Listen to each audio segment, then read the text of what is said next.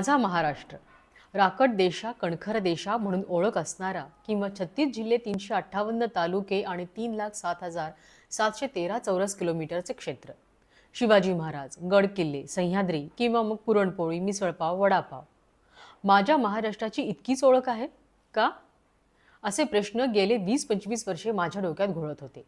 18 पगड जाती समुदायांचा, अनेक संस्कृतींचा संगम असणारा, ऐतिहासिक, भौगोलिक, सामाजिक व राजकीय तसेच लोकसंस्कृती, लोककला, भाषा अशा प्रत्येक गोष्टीत वैविध्य असणारा महाराष्ट्र आपण सर्वांनी कदाचित शाळेत असताना भूगोल इतिहासाच्या पुस्तकात वाचला असेल, पण प्रत्यक्षात अनुभवला क्वचितच कुणीतरी असेल. हाच महाराष्ट्र मला अनुभवायचा होता. त्याचा फक्त पुस्तकी अभ्यास मला नको होता, तर प्रत्यक्ष अभ्यास करायचा होता.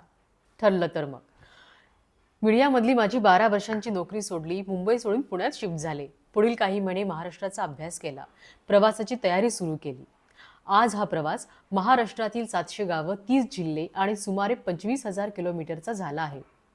या प्रवासात महाराष्ट्रातील 25 पेक्षा अधिक विविध समाज आणि समुदायातील लोकांना मी प्रत्यक्ष भेटले आहे. या प्रवासात मी काय काय अनुभवलो, कोणाकोणाला भेटले, गप्पा गोष्टी गमती असं सर्व काही या सिरीजच्या माध्यमातून मी आपल्यासमोर मांडणार आहे. माझा महाराष्ट्र, माझा समृद्ध वारसा, माझ्यासोबत द अनएक्सप्लोर्ड लिगसी महाराष्ट्र.